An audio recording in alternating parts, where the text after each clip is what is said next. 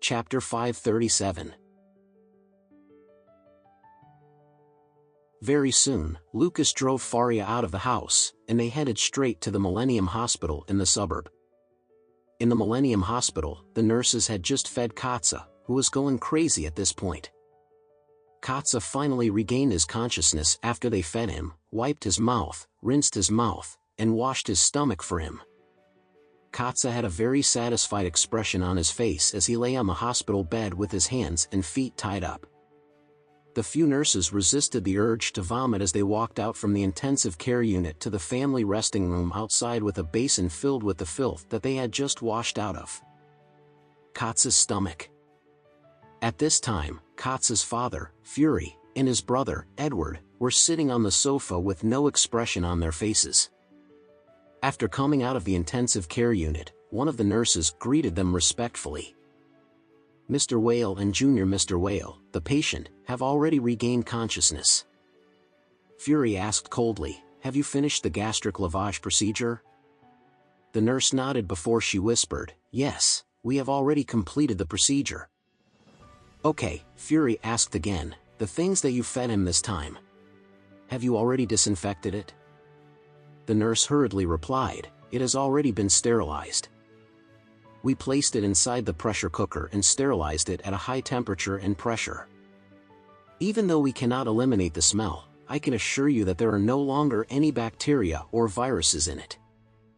Kataa's iron rule of having extra supplements every hour on the dot remained the same.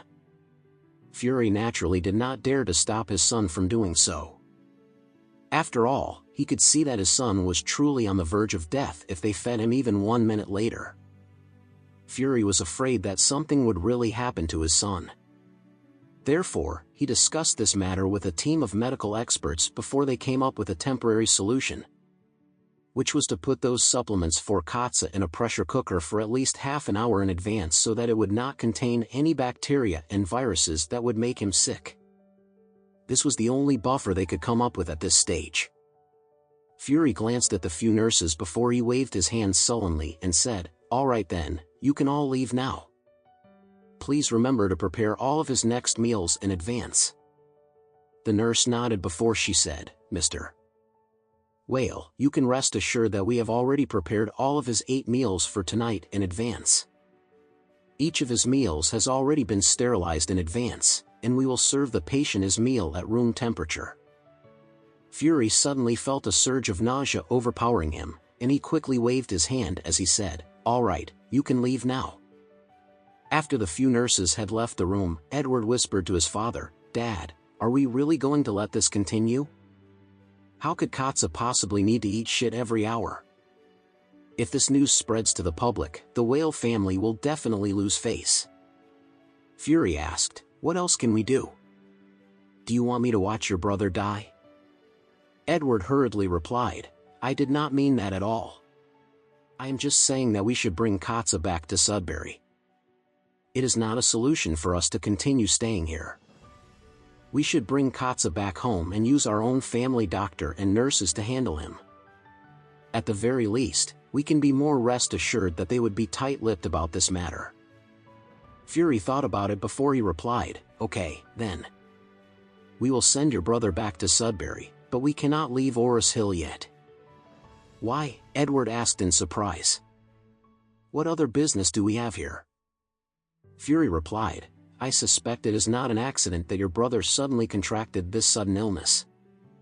Something must have happened to cause him to behave in this manner. There must be some clues or information that we have not figured out yet. I plan to stay in Orris Hill for a short while to investigate and look into this matter. I want you to stay here with me." Edward nodded when he heard his father's words and said, "Yes, Dad. I will stay here with you." Fury nodded before he said, "If that's the case, we will arrange for our doctor to accompany Kataa back to Sudbury tomorrow morning."